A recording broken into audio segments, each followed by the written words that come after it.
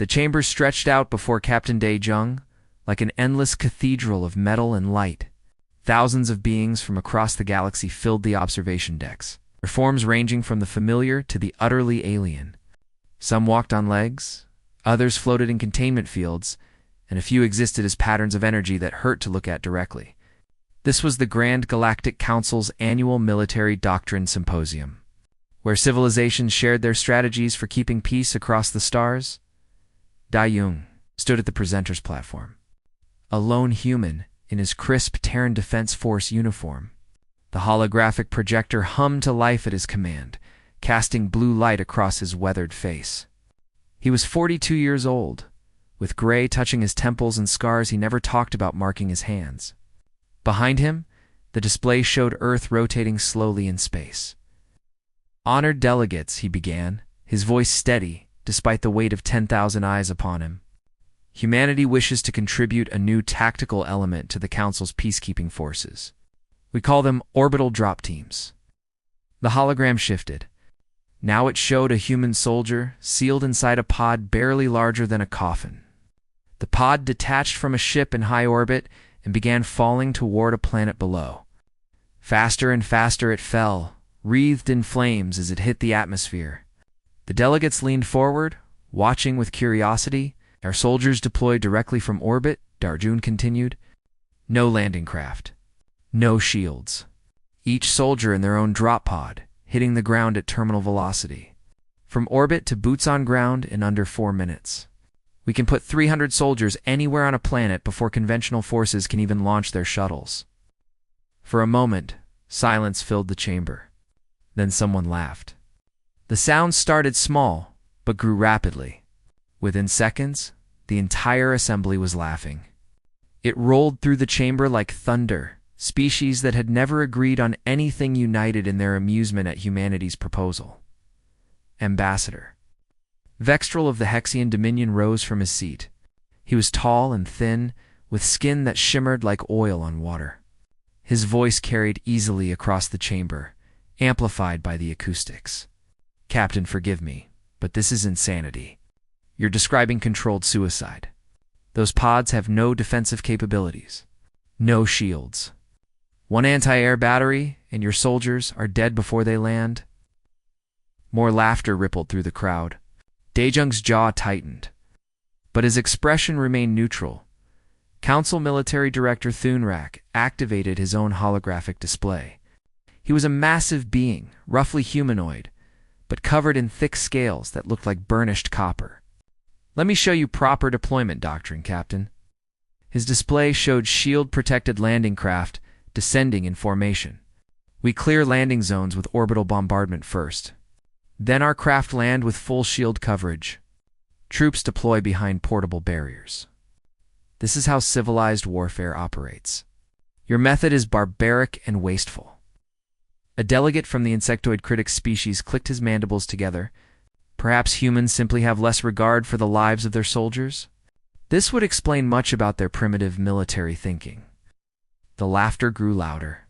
Dae-jung felt heat rising in his chest, but he kept his face carefully blank. He had expected this. Command had warned him, but experiencing it was different from anticipating it. A voice like wind through crystal spoke up. The Elmoran delegate, a being of semi-coherent gas held in a containment suit, floated forward.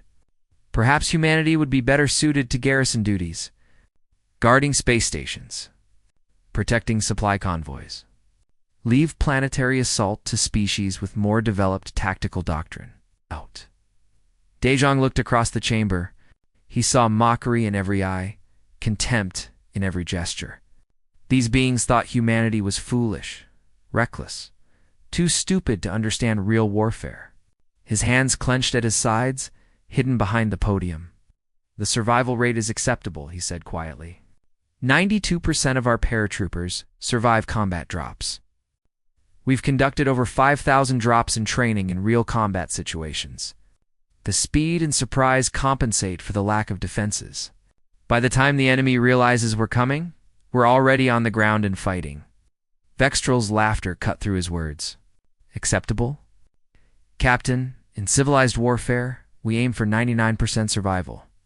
Your 8% casualty rate would be considered a catastrophic failure by any reasonable standard.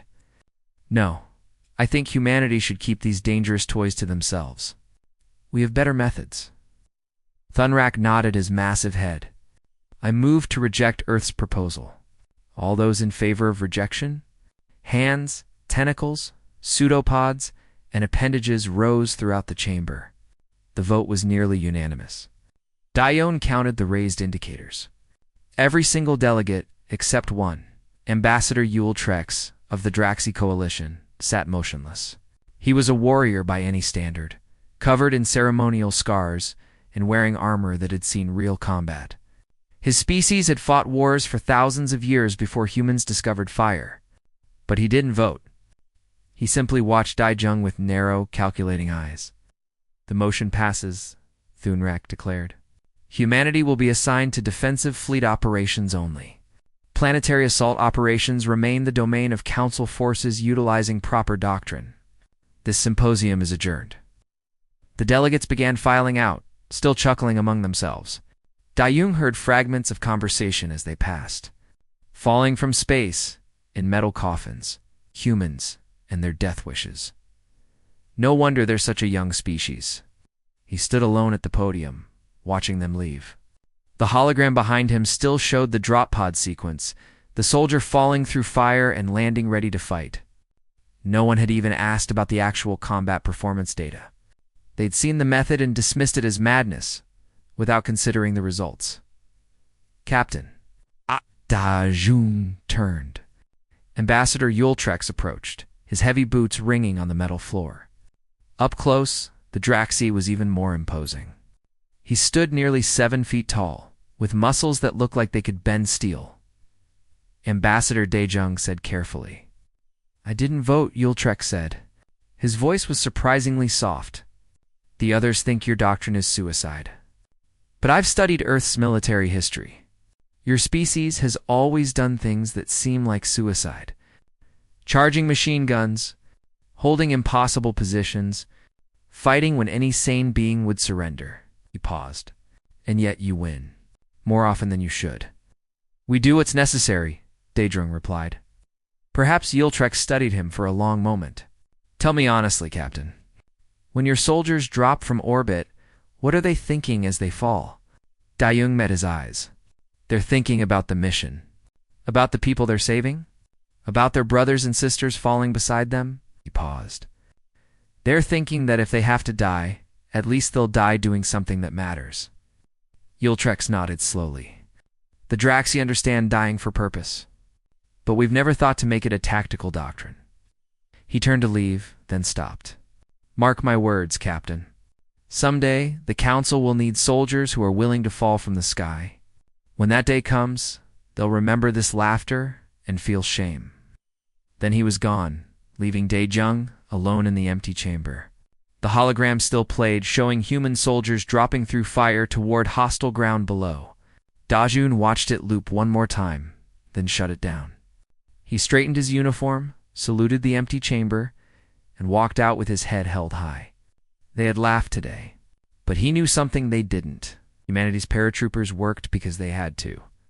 Because when you're falling through the sky toward enemy ground, there's no turning back. You commit completely, or you die.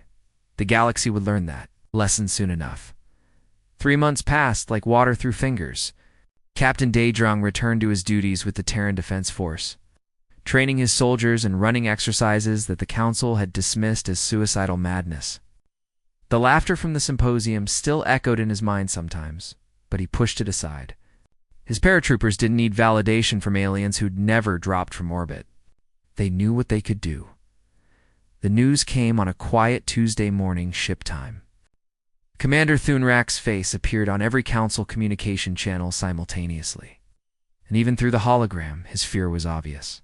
His copper scales had lost their shine, and his massive hands trembled slightly as he spoke. All Council forces, this is a priority Alpha emergency. The border world Sanctum 7 is under attack by unknown hostiles. The planetary defense grid is offline. Ground forces are requesting immediate assistance. All available ships respond immediately. Daijung was in the training bay when the alert came through. Around him, 50 soldiers in drop pods were preparing for their daily exercises. Lieutenant Hannah, his second-in-command, killed the simulation and pulled up the tactical display. Her dark eyes scanned the incoming data, and her expression grew grim. Sir, Sanctum 7 hosts a council research facility. Population, 200,000, mostly civilians. 60,000 military and science personnel. She zoomed in on the planet. They're reporting complete saturation.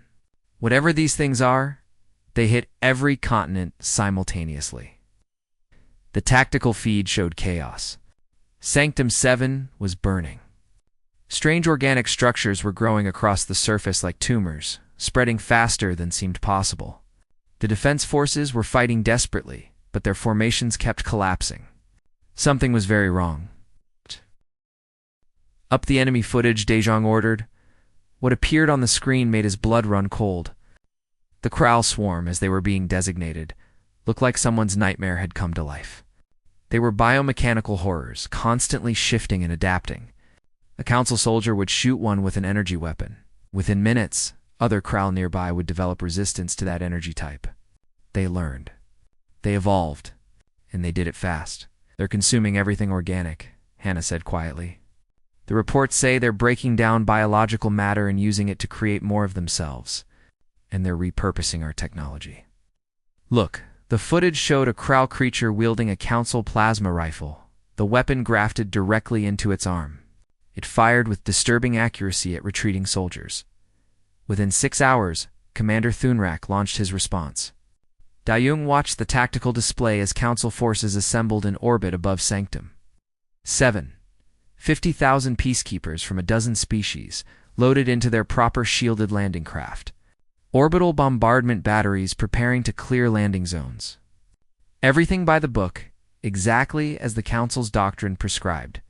The operation began with precision. Orbital strikes hammered 3 designated landing zones, clearing them of visible Kral presence. The landing craft descended in perfect formation, shields glowing bright as they entered the atmosphere. Everything was going according to plan. Then the Kral adapted. The first sign of trouble came when the lead landing craft reported shield fluctuations. Something in the air was eating through the energy barriers. Dejong enhanced the video feed and saw them.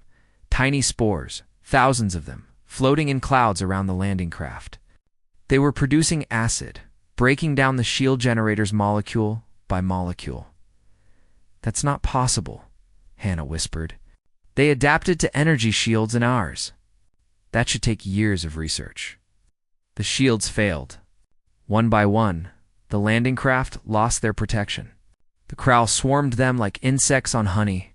Dejong watched in horror as craft after craft went down, some crashing in flames, others simply overwhelmed before they could deploy their troops. The soldiers who did make it to the ground found themselves immediately surrounded and outnumbered. The screams over the communication channels would haunt Dejong for years. Council soldiers, trained for civilized warfare, died in droves against an enemy that learned from every encounter. Energy weapons stopped working. Conventional bullets proved more effective, but too few units carried them. The Kral adapted to every tactic within minutes. By nightfall on Sanctum 7, the numbers were devastating. 50,000 peacekeepers deployed. Fewer than 12,000 survived to reach defensive positions. They were trapped, surrounded, running low on ammunition and supplies. The carefully planned assault had become a desperate struggle just to stay alive. The council held an emergency session. Daijun accessed the public feed, watching as the delegates who had laughed at him 3 months ago now faced the consequences of their conventional thinking. Their faces showed shock and fear. This wasn't supposed to happen. Not to them. Not with their superior tactics and advanced technology. Ambassador Vextral spoke first. His shimmering skin now dull with stress. We must evacuate the civilians. 200,000 people are sheltering in underground bunkers. They have 48 hours of life support remaining.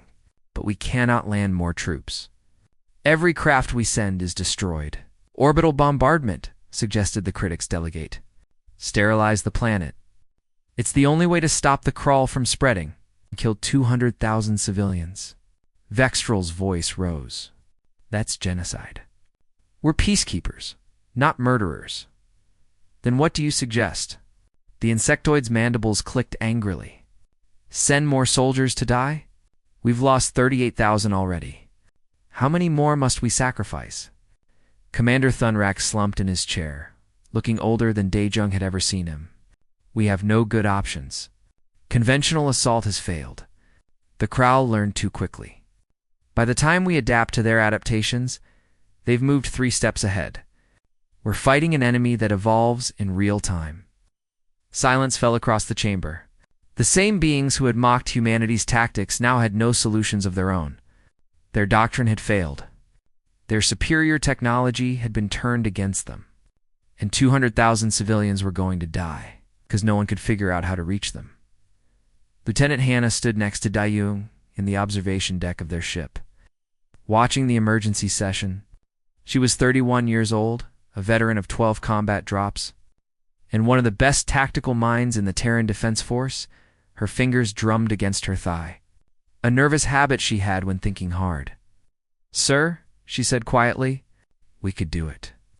Daejun turned to look at her. "Do what? Reach the civilians?"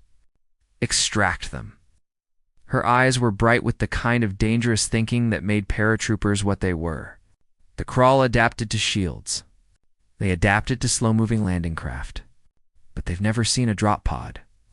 We come in fast, we come in hard, and we're on the ground before they know what hit them. No shields to adapt to. Just velocity and tungsten carbide. Hannah, there are thousands of those things down there. They're swarming the entire planet. Yes, sir.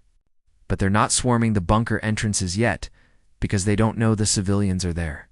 If we can secure landing zones around the bunkers, and hold them long enough for evacuation shuttles to load and leave, we save those people. Oh. She met his eyes. It's what paratroopers do. We drop into impossible situations and make them possible. Daejun looked back at the screen. The council was still arguing, going in circles. They had no answer. No solution. Just fear and desperation. He thought about the laughter 3 months ago. The dismissal. The contempt. Part of him wanted to let them fail. Let them understand the price of their arrogance. But 200,000? Civilians didn't deserve to die for the Council's pride, and his soldiers didn't become paratroopers to stand by and watch when they could help. Get Colonel Jinwoo on the line, he ordered, and prepare a deployment proposal. If the Council wants to save those people, they're going to need soldiers crazy enough to fall from the sky. Hannah smiled grimly. Yes, sir. Time to show them what paratroopers really are? Colonel Jinwoo stood before the Council's emergency session with the kind of calm that only came from absolute certainty. He was 58 years old, gray-haired, and had made more combat drops than any living human. His dress uniform bore medals from conflicts the Council had never heard of. Wars humanity fought before joining the galactic community. When he spoke, his voice carried the weight of experience earned in blood and fire. Honored delegates, the Terran Defense Force offers a solution to your crisis on Sanctum 7. Give us permission to deploy, and we will evacuate your civilians. Ambassador Vextral leaned forward. His earlier mockery replaced by desperate hope. Colonel, you're drop pod soldiers. You truly believe they can succeed where our conventional forces failed? I don't believe, Ambassador. I know. Ginwoo activated a tactical display showing Sanctum 7 with 6 highlighted zones. The bunker complexes are here. We'll establish landing zones at each entrance, secure perimeters, and hold them while your evacuation shuttles extract the civilians. 6 drops, 300 soldiers each. 1,800 paratroopers total. Commander Thunrak studied the plan with haunted eyes. The Krall will swarm those positions. Even if your soldiers survive the landing, they'll be overwhelmed within minutes. Then we'll hold 4 minutes, Jinwoo replied simply. And when the Krall push harder, we'll hold longer. That's what paratroopers do. The vote was unanimous this time, but not with laughter. With desperation, the Council authorized the deployment, and Jinwoo saluted before the hologram cut out. He turned to Captain Daejun, who had joined him aboard the TDF command ship Indomitable. Get them ready. We drop in 2 hours. Preparation bay filled with controlled chaos. 1,800 soldiers checked their equipment with the practiced efficiency of professionals, who knew their lives depended on every detail being perfect. Sergeant Taman moved through his squad, visually confirming each soldier's readiness. He was 34, compact and muscular, with quick hands and quicker thinking. This would be his 47th combat drop. Unesio, your heavy weapons package secured? He called out. Corporal Unesio looked up from where she was loading anti-armor missiles into her pod's external racks. She was 29, with arms like steel cables and a reputation for accuracy that bordered on supernatural. Locked and loaded, Sergeant. If it moves, I can kill it. Out. Around them, other soldiers prepared in their own ways.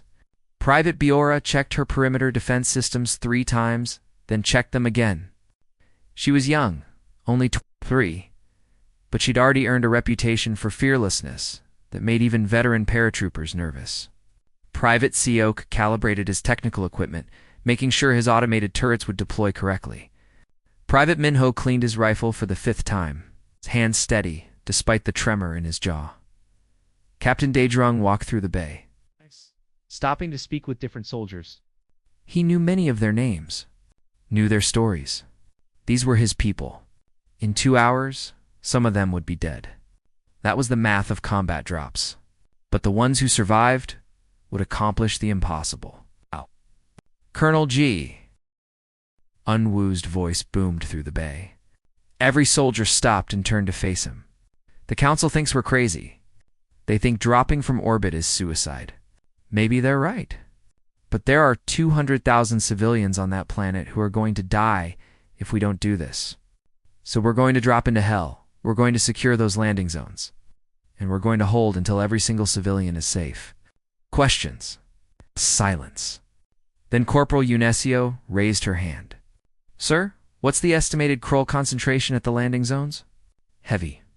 Very heavy. You'll be fighting from the moment you step out of your pods. She nodded. Good, wouldn't want it to be boring. Laughter rippled through the bay. Nervous laughter, but genuine. Jinwoo smiled. Mount up, paratroopers. Time to show the galaxy what we can do. Taman climbed into his drop pod, feeling the familiar embrace of the crash gel and harness systems. The pod was barely bigger than a coffin, just enough room for a human and their essential gear. No shields, no weapons systems. Just tungsten carbide armor and the laws of physics. He ran through his checklist one final time, then keyed his radio. DZ4 Squad. Sound off. Yun-SCO. Ready? Bora? Ready? Seok. Ready, Minho. Ready? One by one, his soldiers confirmed their readiness. Taman took a deep breath, tasting the recycled air of his pod. In a few minutes, he'd be breathing Sanctum, the 7th atmosphere. If he survived that long, the launch klaxon sounded. Taman felt the electromagnetic clamps release, and suddenly, he was falling. The pod tumbled through space for exactly 3 seconds before the guidance systems activated and oriented him toward the planet below. Through his narrow viewport, he could see other pods falling alongside him.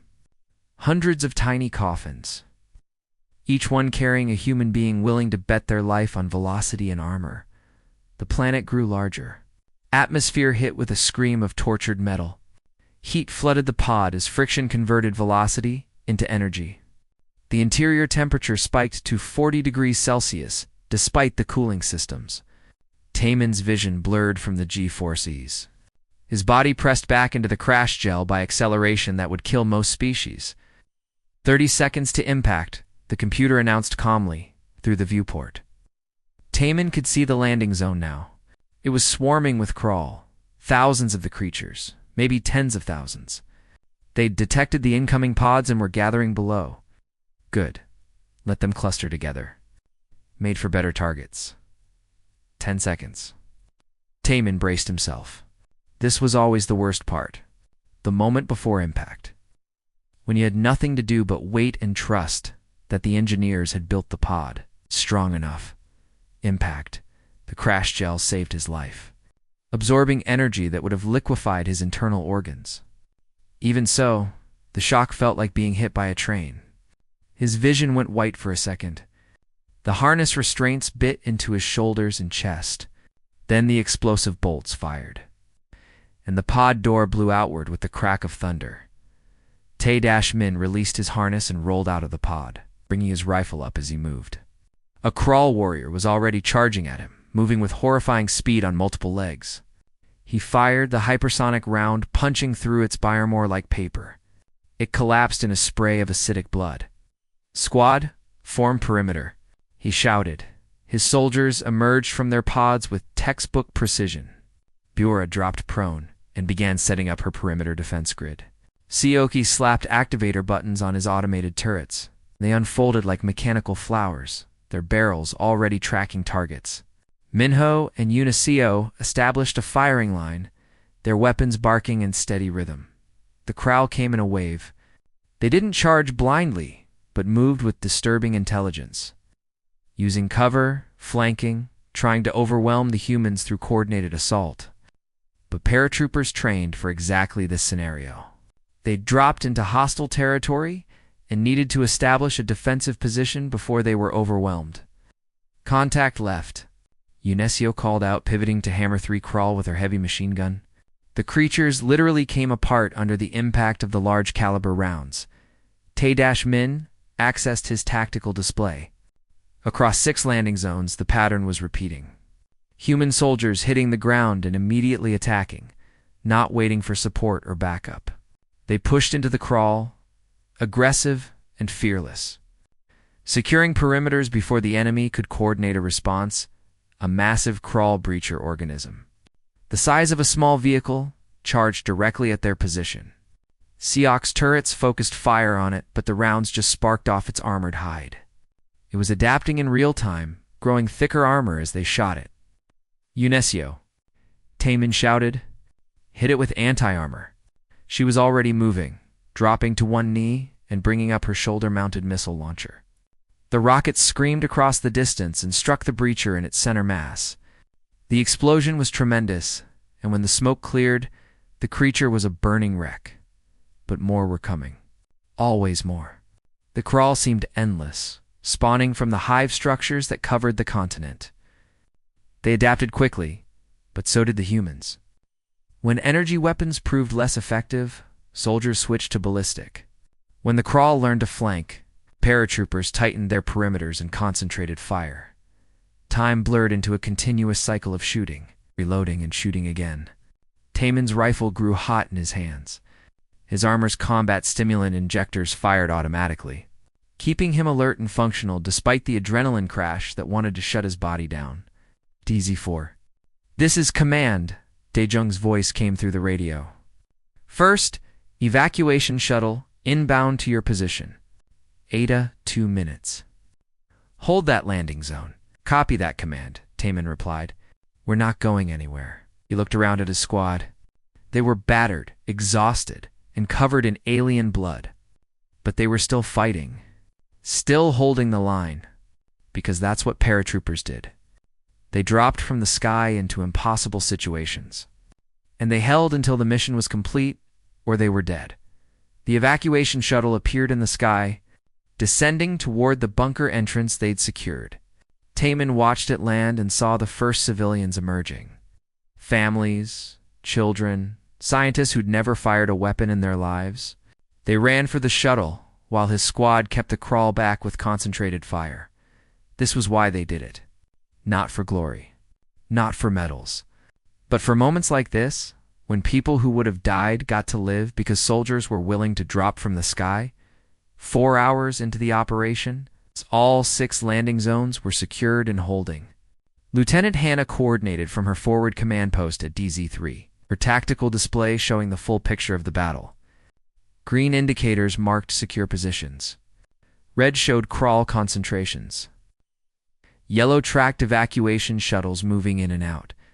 The dance was working, but barely. DZ4 is taking heavy pressure, she reported to Colonel Jinwoo. Sergeant Taemin's squad has repelled 8 major assaults in the last hour. They're running low on ammunition. Route the next supply drop to his position, Jinwoo ordered from the Indomitable. And tell him he's doing good work. At DZ4, Taemin had long since stopped counting how many Kral he'd killed. His rifle was on its third barrel, the previous two having warped from sustained fire. Around him, the squad fought with the kind of desperate efficiency that came from knowing that stopping meant dying. Private. Boar's perimeter defenses had been overrun twice. Both times she'd reset them while under direct fire, refusing to fall back even when Kral warriors got within meters of her position. She had burns on her arms from acid spray and a cut on her cheek that wouldn't stop bleeding, but she kept working. How you doing, Bora? Taemin asked during a brief lull. Living the dream, Sergeant, she replied, her voice hoarse from shouting orders. Just another day in paradise. Private Seok's turrets had gone through all their ammunition and now served as obstacles, forcing the Kral to path around them. He'd switched to manual fire, using his rifle with steady, measured shots. Private Minho had taken shrapnel from an exploding Kral organism and was bandaged across his left shoulder. But he still held his position on the perimeter. Corporal Unesio had become something of a legend already. She'd destroyed 4 breacher organisms, 16 warrior clusters, and countless smaller Kral with her heavy weapons. When her machine gun overheated, she switched to her rifle. When that ran dry, she used her sidearm. When that was empty, she fixed a bayonet and dared anything to come close enough. Contact, north side. Minho called out Tae-Min, swung his rifle around and saw the next wave coming. More Kral, moving faster now, adapting their tactics. They'd learned that direct assault didn't work, so they were trying to probe for weak points. They found none. Paratroopers didn't have weak points, just slightly less defended positions. The evacuation shuttle landed for its third run. More civilians loaded aboard, their faces showing shock and gratitude. An elderly woman paused as she boarded, looking back at Taemin. Thank you, she said simply. He nodded but didn't take his eyes off the perimeter. There'd be time for thanks later. If any of them survived at DZ2, something unexpected happened. Ambassador Yultrex, of the Draxi Coalition, arrived aboard an assault shuttle with his personal honor guard. The council had offered to evacuate him, but he'd refuse. Instead, he'd armed himself and deployed to the surface, Corporal Uniceo's counterpart at DZ2. A paratrooper named G1 watched the Draxi Warrior app. Roach their perimeter. Yultrex was massive, towering over the human soldiers wearing armor that looked like it had survived a dozen wars. He carried a plasma blade that glowed with barely contained energy. Where do you need me? Ultrex asked simply. Jiwan pointed to a gap in their line where they'd lost 2 soldiers to a Kral ambush. There, they keep trying to flank through that position. Yultrex moved into position without another word. When the next Kral assault came, he fought with brutal efficiency. The Draxi were known as warriors, and watching him work, the humans understood why. But even as he fought, Yultrex was learning. He saw how the human soldiers operated. Where his species relied on individual strength and prowess, humans fought as a single organism. They covered each other's angles. They called out targets. They shifted positions to support whoever was under the most pressure. Every soldier knew where every other soldier was at all times. Left flank. 3 contacts, a human private called out. Without looking, another soldier adjusted fire to cover that angle. The coordination was perfect, as if they shared one mind distributed across multiple bodies. Yultrex had seen good soldiers before. He'd seen great warriors. But he'd never seen anything like this. A Kral breacher organism burst through their line, moving faster than should have been possible, charged directly at the bunker entrance where civilians were boarding a shuttle. There was no time to bring heavy weapons to bear. The creature would reach them in seconds. Private Biora, assigned to DZ2 for this rotation, didn't hesitate. She sprinted directly at the breacher, drawing its attention. The massive creature turned toward her, seeing an easier target.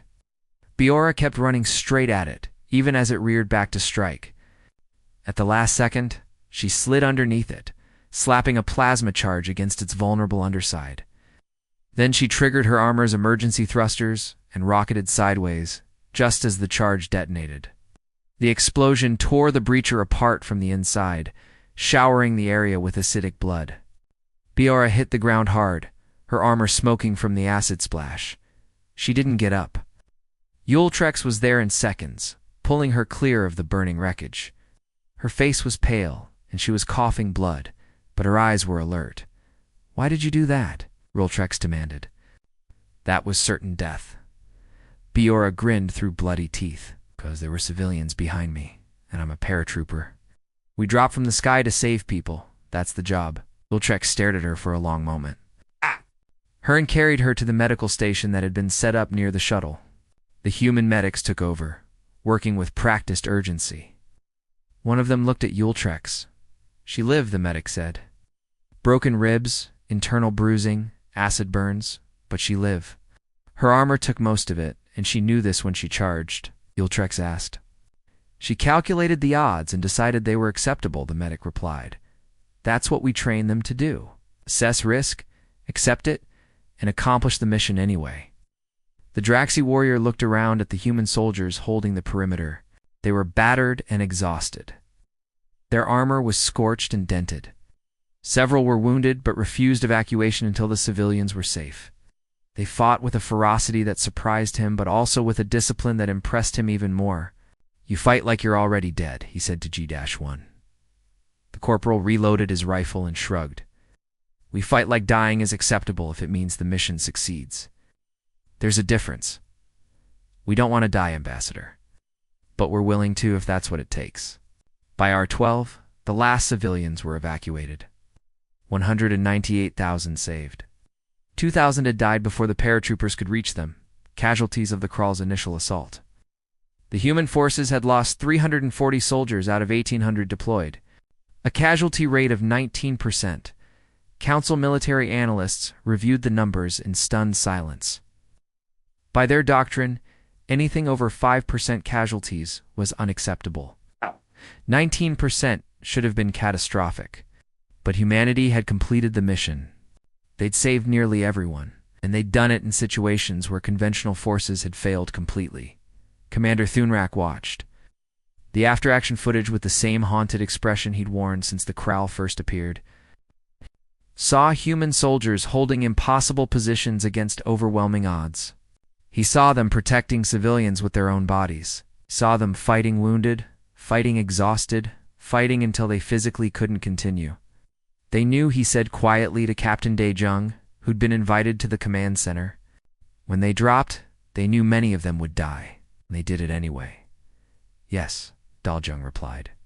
"That's what makes them paratroopers." "Why?" Dunrax's voice cracked slightly. "Why would anyone accept such odds?" Daejung looked at the SD screen where Sergeant Taman was helping load wounded soldiers onto an evacuation shuttle. "Because someone has to. Because if we only fight when the odds are good, then people die waiting for those good odds. Paratroopers are soldiers who decide that speed and aggression are worth the risk. We drop into hell because hell doesn't wait for perfect conditions." The chamber was silent. The same delegates who had laughed 3 months ago now watched the footage with something like, they saw what humanity had accomplished. More importantly, they saw what it had cost. And they understood, finally, that the cost was the point. Humanity didn't send paratroopers because they were expendable. They sent them because some missions were worth dying for. And when you understood that, truly understood it, you stopped worrying about acceptable losses and started thinking about acceptable sacrifices. Ambassador Yultrex stood before the council and spoke with absolute certainty. "The Draxi have fought for 10,000 years. We thought we understood warfare. We were wrong. Humans fight like they're willing to die. That's not recklessness. That's commitment, and it makes all the difference." The footage played on human soldiers, Korean names that would be remembered, holding the line while others lived. The galaxy watched and finally understood. They'd laughed at humanity's paratroopers. Now they were learning what those soldiers really represented. A willingness to fall from the sky, knowing you might not survive the landing because someone needed saving. That wasn't suicide. That was something the galaxy had forgotten how to do. That was heroism in its purest form. 2 weeks after Sanctum 7, Captain Dayung returned to the Grand Galactic Council chambers. The massive room looked the same as it had 3 months earlier, but everything else had changed. The delegates who filed in wore different expressions now. The mockery was gone, replaced by something Daejung had rarely seen directed at humans from the galactic community. Respect. He stood at the same presenter's platform, wearing the same uniform. But this time, when he looked out at the assembled beings, he saw them actually looking back, listening, waiting to hear what humanity had to say. Commander Thunrak opened the session. His copper scales had regained some of their shine, but his eyes remained haunted by what had happened on Sanctum 7. Captain Daejung, the Council, formally recognizes the Terran Defense Force's actions in the Sanctum 7 crisis. Your soldiers saved 198,000 lives at great cost to themselves. We are in your debt. Dayung nodded, but said nothing. Words didn't seem adequate. Thunrak continued. The Council requests that humanity share its orbital drop doctrine with our forces. We wish to train mixed-species units in these tactics. We acknowledge that our conventional methods proved insufficient against the Krall threat. We need to adapt. The chamber murmured in agreement. Species that had dismissed human military thinking now wanted to learn from it. The irony wasn't lost on Daejung, but he kept his expression neutral. With respect, Commander, Daejung said carefully, our doctrine isn't just about the mechanics of dropping from orbit. It's about psychology, about accepting certain realities that civilized species tend to avoid. Ambassador Vextral stood. The Hexian's shimmering skin had lost its arrogant glow. He looked older somehow, diminished by what he'd witnessed. Please explain, Captain. We want to understand. Darjun activated his holographic display. Instead of showing drop pods and combat footage, it showed images of Earth's history. Humans hunting animals across vast distances. Humans fighting wars with primitive weapons. Humans surviving in environments that should have killed them. Humanity evolved as persistence hunters, he began. We're not the fastest species, not the strongest, not the smartest, but we don't stop. We chase prey until it collapses from exhaustion. We developed warfare through constant conflict over scarce resources. We learned to fight wounded, to keep moving when every instinct screams to stop. We became comfortable with pain, with loss, with death, because on Earth you either adapted to these things or you died. He changed the image to show human soldiers through the ages. Warriors with spears, knights in armor, infantry charging machine gun nests, paratroopers dropping into occupied France during World War II. Our military doctrine reflects our nature. We calculate acceptable losses not because we don't value life, but because we understand that sometimes the cost of action is less than the cost of inaction. When we drop paratroopers, we're not sending them to die. We're sending them to accomplish a mission with full knowledge that some won't return. And they go anyway because they understand the math. The chamber was absolutely silent. Every eye, every sensor, every form of attention was focused on Daejung. You laughed 3 months ago, he said quietly. Because you couldn't imagine sending soldiers into danger without overwhelming support. You've built your doctrine around minimizing risk, maximizing protection, ensuring survival. These are good goals. Civilized goals. But they don't work when you face an enemy that adapts faster than you can protect against. He paused, letting that sink in. Paratroopers work because we don't wait for perfect conditions. We create conditions through aggressive action. We drop into chaos and impose order through violence and discipline. We accept that some of us will die doing this. The acceptance is what makes it work. Colonel Jin Woo stepped forward to join Dayun at the platform. The old soldier's presence commanded instant attention. When he spoke, his voice carried the weight of decades of combat experience. The Council wants to train its forces in our methods, but you need to understand what you're asking for. Orbital drop tactics aren't something you can learn in a classroom. They require a fundamental shift in how you think about warfare and sacrifice. He gestured to the hologram, which now showed footage from Sanctum 7. When Private Biora charged that breacher organism, she knew she probably wouldn't survive. She did it anyway, because civilians were in danger. When Sergeant Taman's squad held DZ for 12 hours straight, they understood that relief might not come. They held anyway because that was the mission. This isn't recklessness. It's calculated acceptance of risk in service of a goal. Ambassador Yultrex rose from his seat. The Draxi warrior had fought alongside humanity's paratroopers. He'd seen what they could do. He'd watched Biora sacrifice herself for strangers and somehow survive. Now he spoke with absolute conviction. The Draxi have fought for millennia, Yultrex said. We pride ourselves on our warrior tradition, but we were wrong. We fight for glory, for honor, for victory. Humans fight differently. They fight because someone needs to. They don't seek death, but they don't flee from it either. I fought beside them on Sanctum 7, and I learned something that shames me. He paused, his scarred face showing genuine emotion. We were fighting like civilized beings trying not to die. They were fighting like they were willing to die. That's the difference. That's what makes paratroopers work. Not the pods, not the tactics, but the mentality behind them. The critics delegate who had questioned human intelligence 3 months ago clicked his mandibles nervously. You're saying we need to teach our soldiers to accept death? No, Colonel Jinwoo replied firmly. We're saying you need to teach them to understand that death is a possible outcome, not a failure. When my paratroopers drop, they're not thinking about dying. They're thinking about the mission, about the people they're saving, about their brothers and sisters falling beside them. Death is just one possible end to the story, not the thing they're trying to avoid at all costs. Commander Thunrak absorbed this carefully. And if we adopt these methods, if we train Council forces in this doctrine, then you need to be prepared for casualties, Dajung said honestly. Not because the tactics are suicidal, but because aggressive action carries inherent risk.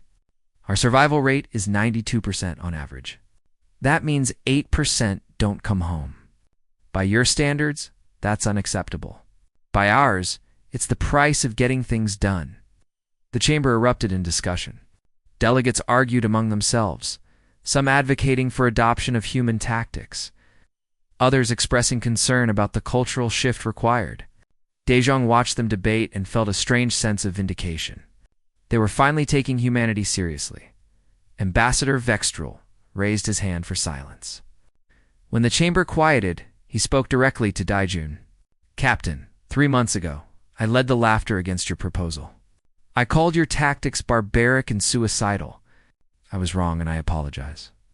Not just to you, but to the 340 soldiers who died on Sanctum 7 saving people I had written off as lost. The admission shocked the chamber into silence.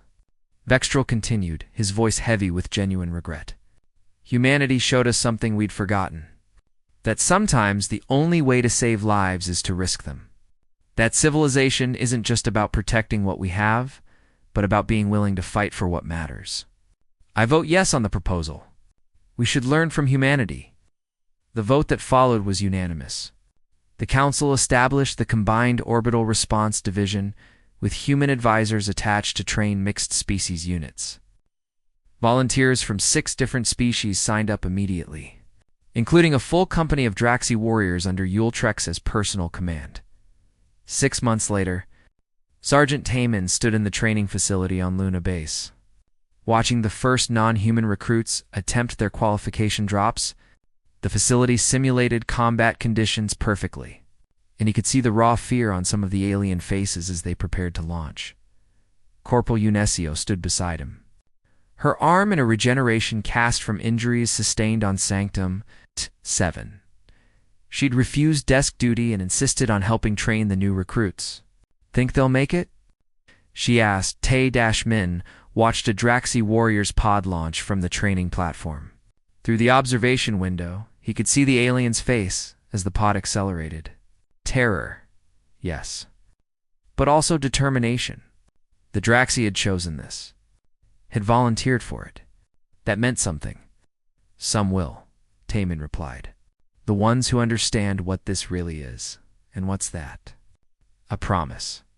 When you step into a drop pod, you're promising to complete the mission no matter what.